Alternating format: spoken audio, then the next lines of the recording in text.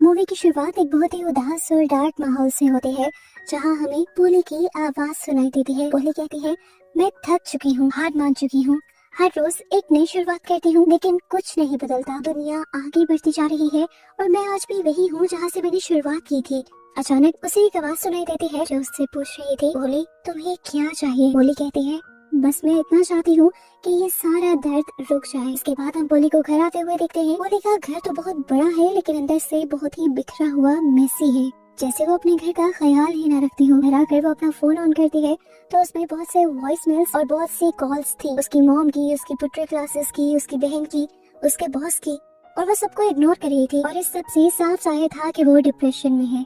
अपने आप को रिलैक्स करने के लिए वो एक ड्रिंक बनाती है और शीशे के सामने इंटरव्यू की प्रैक्टिस करने की कोशिश करती है, लेकिन वो अपने बारे में एक भी बात अच्छी नहीं बोल पाती। अचानक डोरबेल बजते हैं। पोली हैरान हो जाती है कि कौन आया था इस वक्त उसके घर। दरवाजा खोलने पर वहाँ एक बूढ़ी औरत थी जो कांप रही थी और काफी कंफ्यूज थी। वो किसी और के घर जाना चाहती थी, लेकिन गलती से पोली के घर आ गई थी। पोली उसको उसकी मंजिल के बारे में बताने लगती है, लेकिन वो औरत इस टाइम ठंड से ठिठुर रही थी, इसलिए वो इंसानियत के नाते उसे अपने घर के अंदर बुला लेती है। अंदर आकर वो औरत पानी मांगती है। जब पोली उसे पानी देती है तब उसका ध्यान उस बूढ़ी औरत के हाथ पर जाता है जिसकी कुछ उंगलियां गायब थी। ये देखकर पोली परेशान हो जाती है और उसे पूछती है कि क्या आप किसी को फोन करना चाहती हैं?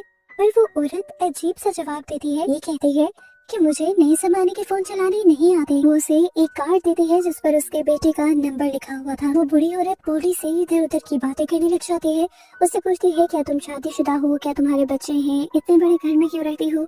और इस तरह की बातों के बाद अचानक से ही उसका रवैया बहुत ही ज्यादा डरावना हो जाता है। वो बूढ़ी औरत पोली को घूर कर देखती है और कहती है, अब मैं शुरू करने वाली हूँ। इस टाइम वो बहुत ही अजीब लग रही थी और पोली डर चुकी थी। वो अपने बैग से एक पुराना लकड़ी का बॉक्स निकालती है और टेबल पर रख देती है। फिर कहती है, ये अब तुम्हारा है। इसके बाद वो सीधा पोली की आंखों में देखकर कहती है कि तुम मरने वाली हो। पोली शॉक हो जाती है।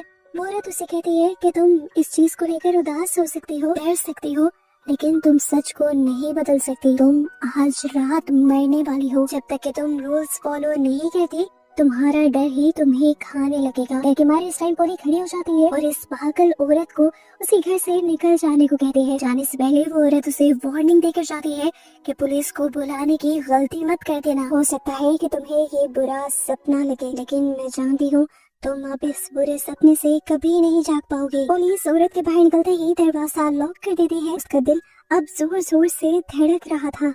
पोली अब उस बॉक्स को भी उठाकर सड़क के बिल्कुल दरमियान में रखाती है और आते ही अपनी मॉम को कॉल करती है और ये सारी बातें बताने की कोशिश करती है, लेकिन उसकी मॉम को तो उस पर बिलीव ही नहीं हो रहा था। उन्हें लग रहा था कि इंटरव्यू के स्ट्रेस की वजह से पोली इस तरह की बातें कर रही है, और अगर पोली के साथ ये सब कुछ हो भी रहा है तो जरूर उसके साथ कोई प्रैंक कर रहा होगा। उसकी मॉम उसे रेस्ट करने को कहती है और पोली इसी तरह फोन पर बात करते हुए बाहर जाती है और उस बॉक्स को हिलाती है। उसमें कोई भी मूवमेंट नहीं थी। उसे भी लगता है कि ये मजाक ही होगा, इसीलिए वो घर वापस आ जाती है। लेकिन एक बहुत ही अजीब चीज ये थी कि उसके घर आने से पहले ही वो बॉक्स दोबारा उसके घर के अंदर था।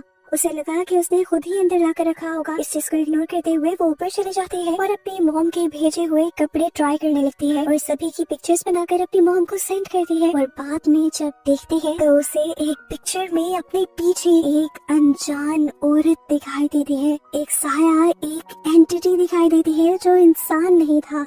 अचानक ही एक भूतिया आवाज उसका नाम पुकारती है। ये सुनकर पोली डर के मारे नीचे भाग जाती है और अपने आप को रिलैक्स करने के लिए एक सिगरेट जला लेती है। अचानक से उसका फोन बज जाता है और वो दोबारा डर जाती है, लेकिन इस टाइम उसकी मॉम का ही मैसेज था। वो अपनी मॉम को दोबारा सब कुछ बताती है तो उसकी मॉम कहती है, ये सब बस तुम्हारा वहम है, तुम एक काम करो, सो जाओ। थक कर अपनी मॉम की बात मानकर वो सोफे पर बैठ जाती है और तभी उसका ध्यान उसी बॉक्स पर जाता है। उसे लगता है उसके साथ जो सब हो रहा है जरूर उसका ताल्लुक इस बॉक्स से है। इस टाइम ये बॉक्स जिस टेबल पर रखा हुआ था, पोली को बिल्कुल यकीन था कि उसने ये बॉक्स यहाँ नहीं रखा। वो घबरा कर अपनी मॉम को दोबारा से कॉल करती है और साथ ही वो बॉक्स भी खोलती है। उसके अंदर एक और ग्लास था और ग्लास की रेत दोबारा से गिरने लग जाती है और फोन पर आती हुई उसकी मॉम की आवाज भी अचानक से बदल जाती है, जो कहती है, पोली मैं तुम्हारी मॉम नहीं हूँ। जिसके बाद वो आवाज डरावनी तरीके से हंसने लग जाती है और इससे पहले कि पोली घबरा कर फोन बंद कर देती, वो आवाज ये भी कहती है कि तुम मरने वाली हो। पोली फोन काट देती है, लेकिन थोड़ी देर में फोन दोबारा बजता है।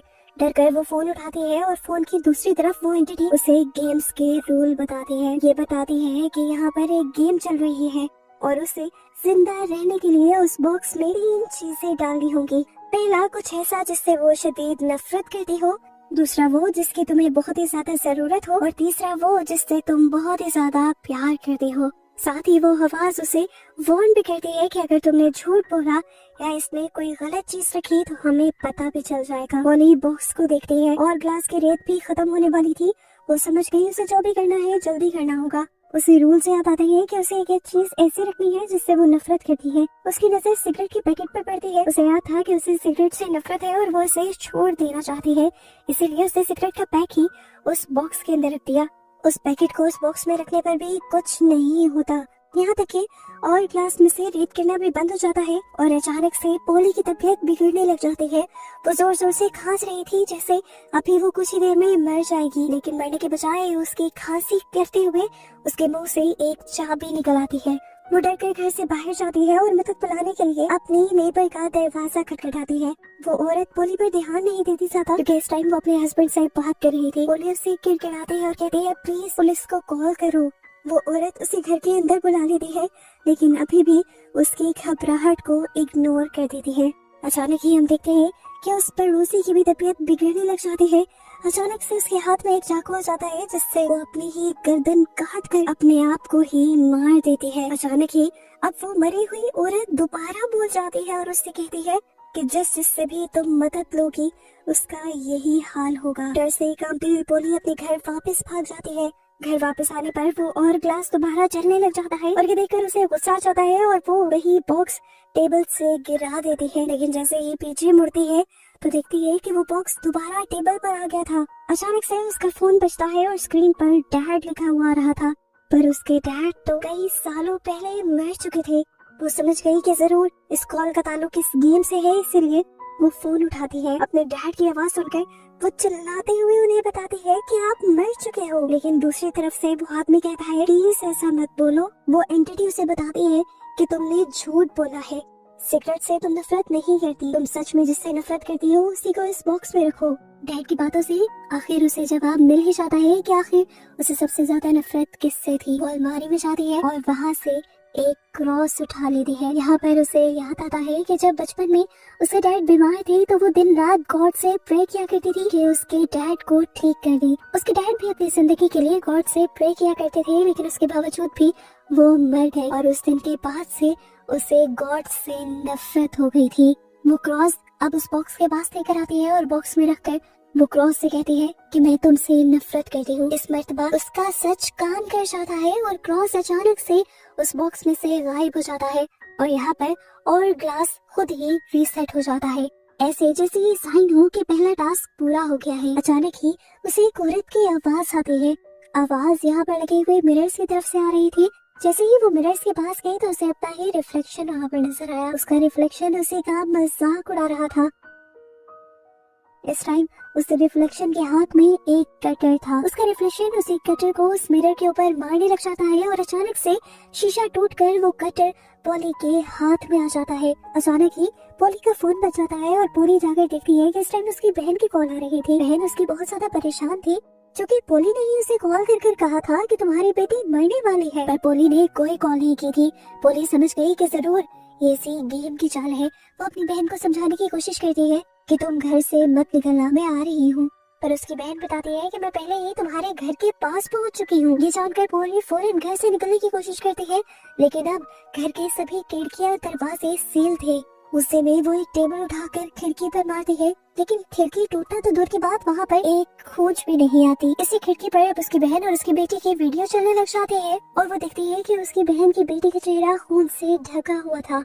पोली और उसकी बहन की बेटी एक साथ खेल रहे थे, बहुत ज्यादा खुश थे, लेकिन यहाँ पोली देख रही थी कि बार बार ये कैमरा उसके पाँव पर फोकस कर रहा था। वो समझ गई कि जरूर ये गेम अब उसकी छोटी उंगली मांग रही है। पोली को रूल याद आता है कि रूल में था वो जो तुम्हें चाहिए। वो समझ गई कि उसे अपनी बॉडी का हर पार्ट चाहिए और इसी तरह इस गेम को भी अब उसकी बॉडी का ही कोई पार्ट चाहिए। ये समझकर वो बहुत ही दर्द में आकर अपनी बाहों की एक उंगली काट कर उस बॉक्स में रख देती है, ये कहते हुए कि ये कुछ ऐसा है जो मुझे चाहिए। लेकिन यहाँ पर कुछ नहीं बदलता। उंगली काटने की वजह से उसका खून भी काफी ज़ाया हो चुका था और वो अब पट्टी बांधने लगी थी। इस टाइम पर अचानक से एक एंटिटी उसके पास आ जाती है जो बिल्कुल उसकी मॉम जैसी लग रही थी और वो उसे समझाती है कि रोना बंद करो। पोली रोना बंद करके दोबारा बॉक्स चेक करती है, लेकिन वो उंगली अभी भी वही थी। बॉक्स ने उस उंगली को रिजेक्ट कर दिया था।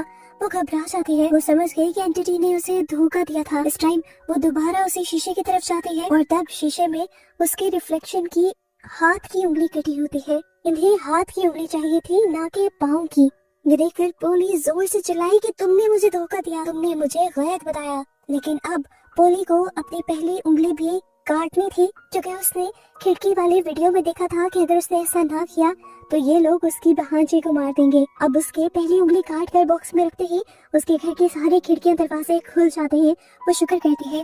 सबसे पहले गाड़ी में बैठकर अपनी बहन के घर भागती है, क्योंकि उसे देखना था कि उसकी बहन और उसकी बेटी ठीक है कि नहीं। घर के बाहर पहुंचने पर उसे पता चलता है कि वहाँ तो क्रिसमस म्यूजिक बज रहा था। शायद अंदर ये लोग पार्टी कर रहे थे, लेकिन अंदर का तो मंजर ही खौफनाक था। उसकी बहन और बेटी जो इस टाइम अपने बेड्स पर लेटे हुए थे, वो सोए हुए नहीं थे बल्कि वो मर चुके थे। ये देखकर पोली टूट जाती है और अपनी बहन की बेटी की लाश को गले लगाकर रोने लग जाती है। वो अब नीचे आती है तो देखती है कि ये घर भी पूरा बिखर चुका है और अब वो बॉक्स जो पहले उसके घर था वो उसके बहन के घर रखा हुआ है। अचानक से उसका फोन बज जाता है और इस टाइम उसकी मरी हुई बहन की बेटी कॉल पर उसे कहती है, आंटी अभी तुमने अपना टास्क पूरा नहीं किया। ये सुनकर पोली जोर जोर से चिल्लाने लग जाती है और कहती है कि ये तुमने क्या किया, तुमने उन सबको मार दिया जिनसे मैं बहुत प्यार करती थी। लेकिन दूसरी तरफ से वो एंटिटी से कहती है कि शायद तुम्हारा प्यार काफी नहीं था।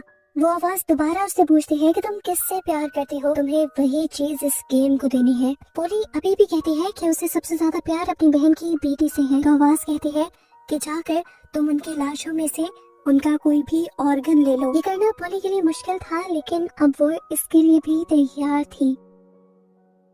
जब वो उस बच्ची के पास जाती है तो अब उसका दिल मोम की तरह पिघल जाता है। वो इतनी प्यारी सी बच्ची का कोई भी ऑर्गन नहीं काट सकती थी, इसीलिए वो उसके बालों की एक लट काट लेती है और फिर उस बॉक्स में डालकर कहती है, अरे मैं तुमसे हमेशा प्यार करती रहूंगी। उसके कहते ही बाल अचानक से उस बॉक्स में से गायब हो जाते हैं, जिससे ये बात साबित हो जाती है कि उसका तीसरा टास्क भी पूरा हो गया। उसके टास्क पूरा करते ही अचानक उसे किसी के कदमों की आहट सुनाई देती है। उसने देखा कि उसकी बहन सीढ़ियों से नीचे आ रही थी, जो अभी भी जिंदा थी और बिल्कुल ठीक थी।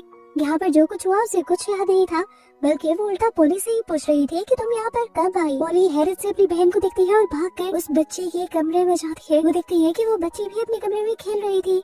ये देखकर उसे इतनी खुशी हुई थी कि वो बता भी नहीं पा रही थी। वो अपनी बेटी को प्यार करने लगती है और अचानक से उसकी बेटी का चेहरा बदल जाता है। उस बच्ची के मुंह पर काले काले दाने निकल आते हैं। वो एक शैतान जैसी हो जाती है और खेलना छोड़कर अब उसी के ऊपर बैठकर अचानक से एक चाकू से उसे स्टैब कर करके मार देती है। उसके मरते ही यहाँ पे पोली की आँख खुल गई थी और पोली को पता चला कि ये सब जो उसने देखा था बस उसका एक ख्वाब था। इस टाइम वो अपने घर के डाइनिंग टेबल पर है। बॉक्स वही उसके घर पर रखा हुआ है और इस टाइम बॉक्स के पास रखा हुआ और ग्लास का रेत गिर रहा है, जिससे पता चल रहा है कि उसका टाइम अब कम होता जा रहा है। उसने सारे टास्क पूरे कर दिए थे, लेकिन अब वो परेशान थी कि फिर भी ये टाइम खत्म क्यों नहीं हो रहा। आखिर इस बॉक्स को और क्या चाहिए। उसने कहा था कि उसे नफरत, जरूरत और प्यार चाहिए। वो तीनों चीजें तो उसने दे दी थी। वो अब एक एक करके हर वो चीज डालना उस बॉक्स में शुरू कर देती है जो उसके लिए कीमती थी, प्यारी थी। अपनी डायमंड की रिंग, अपने सबसे प्यारे कपड़े, अपने थोड़े से बाल, यहाँ तक कि अपना खून भी। ये सारी चीजें कुछ भी काम नहीं करती और अचानक उस बॉक्स में से एक हाथ निकल आता है जो उसे अंदर खींचने की कोशिश करता है। पोली बहुत ही मुश्किल से अपने आप को छुड़वाती है और यहाँ पर उसे उस बूढ़ी औरत की बात याद आती है। उसने कहा था कि मैंने इस कर्ज से, श्राप से बचने के लिए ये बॉक्स पोली को दे दिया है। पोली समझ गई थी कि ये बॉक्स एक श्राप है और उसे इस श्राप से बचने के लिए श्राप को किसी दूसरे को देना होगा, नहीं तो वो खुद इस श्राप के लिए मर जाएगी। पोली अब ये बॉक्स लेकर अपने नेबर्स में चली जाती है और एक लड़की का घर खटखटाती है। पहले वाली बूढ़ी औरत की तरह पोली वो बॉक्स लिए अब इस लड़की के घर के अंदर चले जाते हैं। जिस लड़की के घर आए थे उस लड़की का नाम तारा था। पोली इस टाइम हिचकिचाते हुए तारा के घर के अंदर सोफे पर बैठ जाती है और उसे वही बॉक्स देती है जो उस बूढ़ी औरत ने दिया था। और अब मूवी की शुरुआत वाली लाइन की तरह वो बोलती है, मैं रहना नहीं चाहती। वो अजीब तरीके से बात कर रही थी तारा से। वो तारा से कहती है कि मैं थक चुकी हूँ। तारा डर कर पूछती है कि तुम्हें क्या चाहिए। पोली कहती है बस ये सब रुक जाए। ये सारे वही डायलॉग्स थे जो मूवी के शुरुआत में हमने सुने थे। पोली तारा को बताती है कि उसके पेरेंट्स अब वापस नहीं आएंगे। फिर वो बॉक्स उसके टेबल पर रखती है और उस बॉक्स को खोल देती है। वो कहती है मैं अब शुरू करने वाली हूँ, ये बॉक्स अब तुम्हारा है तारा। उसने बिल्कुल उस बूढ़ी औरत वाले अंदाज में सब कहा था। तारा भी डर जाती है और बिल्कुल जिस तरह पोली ने उस औरत को घर से बाहर निकाला था इसी तरह तारा भी पोली को घर से निकल जाने को कहती है। लेकिन घर से निकलने से पहले पोली उसकी आंखों में देखकर कहती है कि मैंने अपना श्राप, अपना कर्ज तुम पर ट्रांसफर कर दिया है और अब तुम मरने वाली हो। और ये कहते ही सीन यहाँ से ब्लैक हो जाता है और अचानक से हम पोली को उसी के घर में फायर प्लेस के पास देखते हैं। इस टाइम भी पोली को लग रहा था कि ये सारी चीजें जो भी हुई शायद उसका ख्वाब है, लेकिन अचानक से वही औरत जो पहले यहाँ आई थी वो दोबारा से उसके सामने आ जाती है। पोली को लगा कि शायद ये कोई सोल्स की दुनिया है, पर उसका ये भी ख्याल खत्म हो जाता है। अचानक ही वो बूढ़ी औरत पोली पर हमला कर देती है और कहती है कि वो बॉक्स चाहता है कि तुम मर जाओ। वो जहाँ जहाँ चाहता है सबको मार कर छोड़ता है। यहाँ पर इन दोनों औरतों में लड़ाई शुरू हो जाती है। वो औरत पोली को मारना चाहती थी और पोली अपने आप को बचाना, और अपने आप को बचाने के चक्कर में वो उसी औरत को चाकू मार देती है। मरते हुए अचानक से वो औरत उसे बताती है कि आखिर वो बॉक्स पहले उस औरत के पास और अब पोली के पास क्यों था। वो बताती है कि बॉक्स हमें चुनता है क्योंकि हम डरे हुए हैं और अंदर से टूटे हुए हैं, और हमारा दुख और दर्द ही उस बॉक्स को पावर देता है। तुम उस बॉक्स को जीतने मत देना, उस बॉक्स को ताकत मत देना और मरने से बिल्कुल मत डरना। पोली अचानक से खड़ी हो जाती है और उसे अपनी मरी हुई पूरी फैमिली की आवाज सुनाई देती है। अब उसने डरना छोड़ दिया था, वो अब लड़ने को तैयार हो गई थी। और यहाँ पर उसे एहसास हो रहा था कि उसने वो बॉक्स तारा को देकर बहुत ज्यादा गलत किया। दर्द के उस साइकिल को उसने दोबारा से शुरू कर दिया। हालांकि उसे खुद ही इस गेम को खेलकर इस गेम को खत्म कर देना चाहिए था, या फिर मुझे उस गेम से डरना ही नहीं चाहिए था। मुझे पहले ही उसका ग्लास तोड़ देना चाहिए था। यही सोचते हुए अचानक से दोबारा से अंधेरा हो जाता है और पोली दोबारा अपने बेड पर जागते हैं। वो देखती है कि सुबह हो चुकी थी। धूप उसके घर के अंदर आ रही थी। वो अपना हाथ देखती है जिसकी उंगली गायब थी, जिससे साबित हो रहा था कि वो सब कुछ जो रात उसने देखा था वो उसके साथ सच में हुआ था। लेकिन उस सब के बावजूद भी वो जिंदा थी। वो इस टाइम खिड़की से बाहर देखती है। रात पे उसकी मदद करने पर जो उसकी नेबर मारी गई थी अपना गला काट कर, वो भी जिंदा थी और वो पोली को हाथ हिलाकर हाय भी करती है। पोली को लगता है कि जैसे सारी चीजें वापस ठीक हो रही हैं। वो भागकर अपनी बहन के घर जाती है तो देखती है कि उसकी बहन और बहन की बेटी दोनों जिंदा थे। पोली खुश होकर उन्हें गले लगा लेती है और शुक्र करती है कि उसकी बहन और उसके बेटे का मरना बस एक बुरा ख्वाब था। और पोली को अब वो लड़की तारा भी याद थी जिसको उसने वो बॉक्स दिया था। वो तारा को चेक करने के लिए तारा के घर के अंदर जाती है। उसे उम्मीद थी जिस तरह पहले वाले लोग भी सच में जिंदा मिले, तारा के घर में भी उसी तरह सब कुछ ठीक होगा, नॉर्मल होगा। होता भी ऐसा ही है। तारा के घर जाने पर तारा तो अब उसे पहचान भी नहीं रही थी और सब कुछ यहाँ पर नॉर्मल भी लग रहा था। पोली की बात करने पर तारा उसे ऐसे ही जवाब देती है कि जैसे उसे रात के बारे में कुछ नहीं पता। फिर ये पोली शुक्र करके अपने घर वापस चली जाती है। लेकिन एक बहुत बड़ा ट्विस्ट हमें ये दिखाया जाता है कि सब कुछ नॉर्मल नहीं था। असल में तारा भी उस बॉक्स के पोजीशन में आ गई थी। हमें उसके घर की एक दीवार दिखाई जाती है जिस पर खून से लिखा था, किसी पर भरोसा मत करना, किसी को मत बताना और किसी की मत सुनना। पहले हमने तारा के हाथ नहीं देखे थे, लेकिन अब तारा के पीछे से हमें तारा के हाथ दिखाए जाते हैं जिसने अपनी सारी उंगलियां काट ली थी। अब तारा जाकर अपने सोफे पर बैठ जाती है और वही लकड़ी का बॉक्स उठाते हुए उसमें कुछ डालती है, ये कहते हुए ये कुछ ऐसा है जो मुझे चाहिए। हमें यही लिविंग रूम में उसके मॉम और डैड को मरा हुआ भी दिखाया जाता है। यानी तारा ने उसी पोजीशन में अपने मॉम डैड को भी मार दिया था। और इस टाइम पर हमें समझ आ गई कि चाहे पोली उस कर्ज से बच गई थी, लेकिन फिर भी वो कर्ज खत्म नहीं हुआ था। तारा ने अपने डर का मुकाबला नहीं किया, बल्कि उस बॉक्स के डर में आकर वो सब करती रही जो वो बॉक्स उसे करने को कहता रहा। उसने अपने पेरेंट्स को भी मार दिया। डर और खौफ का ये सिलसिला पोली से हटकर तारा पर ट्रांसफर हो गया था और ये जानलेवा खेल अब एक नए शिकार की तलाश में है। और ऐसे ही तारा और उस बॉक्स को दिखाते हुए ये मूवी यहाँ खत्म हो जाती है।